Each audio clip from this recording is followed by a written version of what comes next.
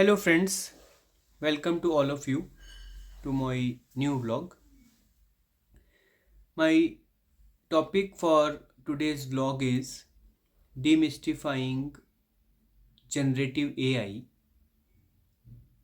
in a layman's terms. So generative AI is a term, a technology which has created a lot of buzz in the last couple of years, and it has started getting lot of momentum within India as well. So at a high level, I am going to talk about generative AI, its significance, who are the early adopters for this technology, what is its use, and what are the possible business cases. So please stay tuned and do keep watch the video till end. So OpenAI is a company which has introduced generative AI as the front runner of promoting this technology. Although it's important to mention here that there is lot of work which has happened in the field of generative AI in the past 2 decades, and there are other organizations also who were working on it, but in terms of bringing it to the market, OpenAI is the organization which has introduced it to the rest of the world.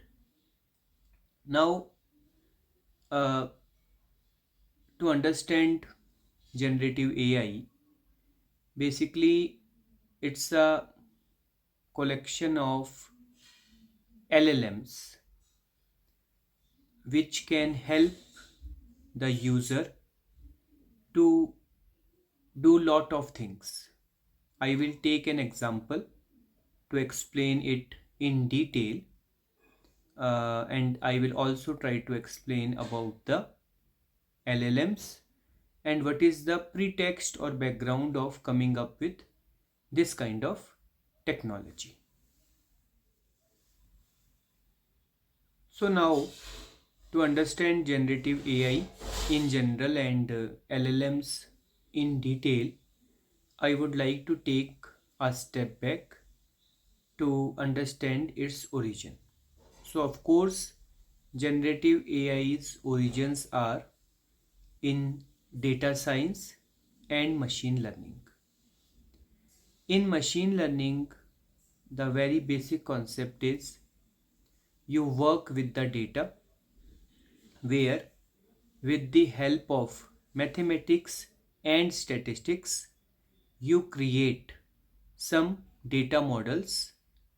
You take data to train those models, and then based on large set of datas, you test those models for accuracy. We can understand this with the help of an example. For example, let's say we need to understand the real estate prices in 4 metro cities of India.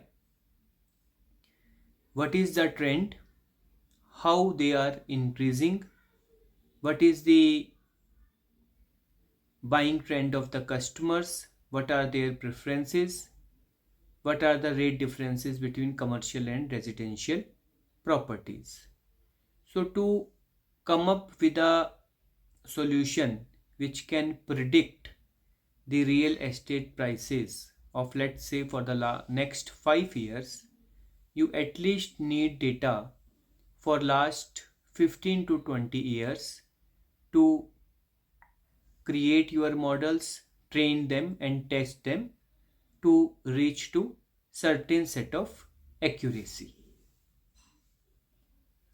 So within machine learning, all this job of creating a model, training it with data, and then testing it with more or bigger chunk of data is something which is part of a data science and machine learning project.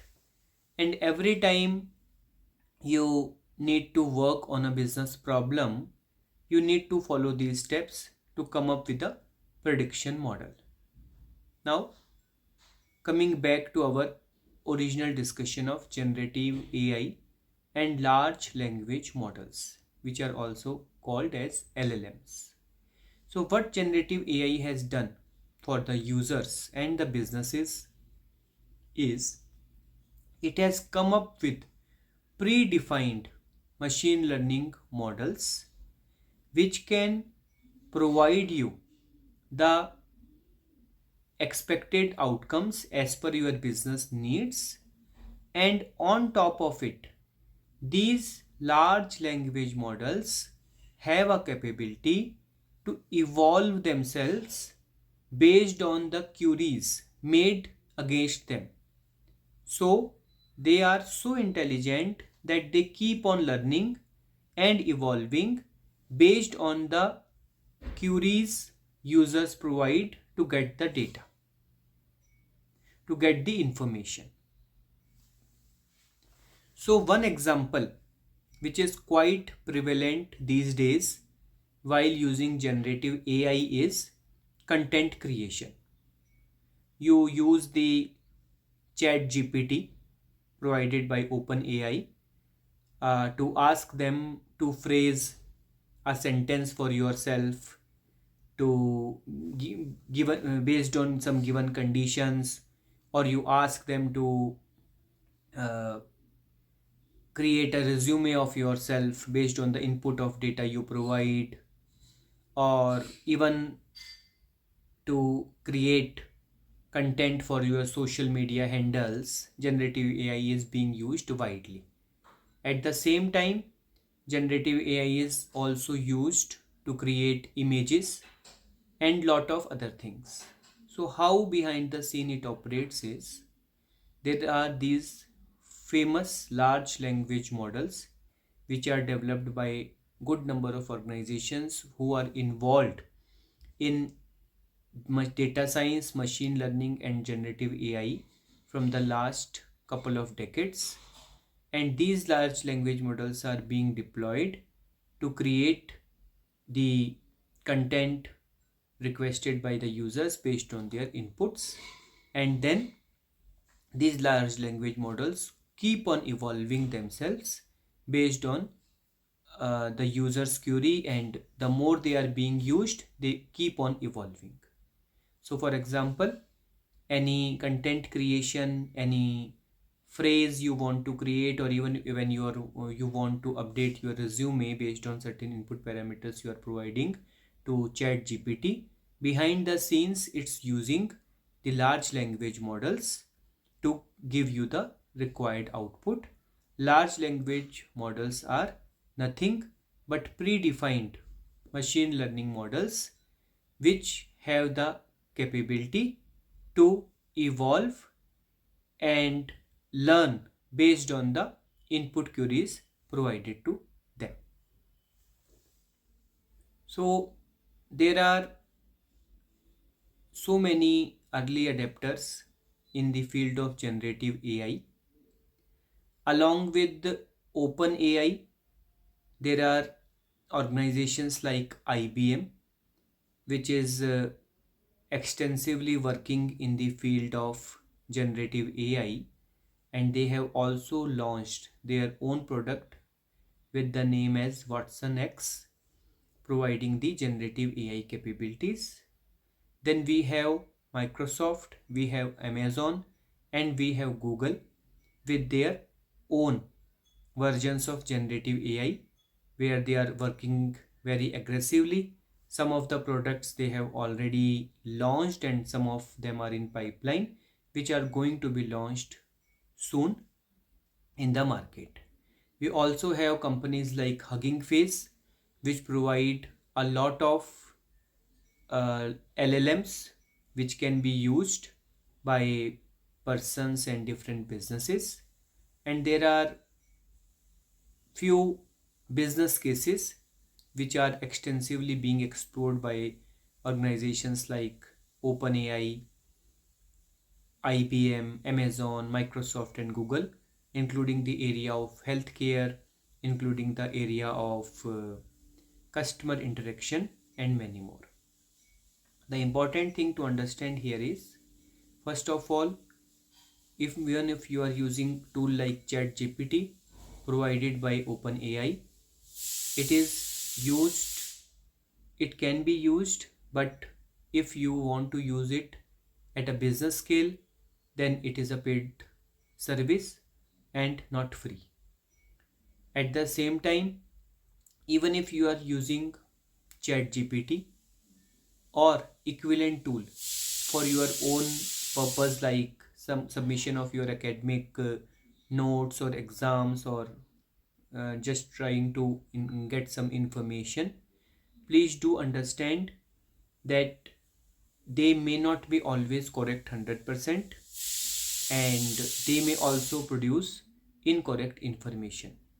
If you carefully see the ChatGPT website, at the bottom, the organization has also mentioned that the results provided by ChatGPT may not be correct all the time. So please do cross check before relying on them or taking a decision based on that information.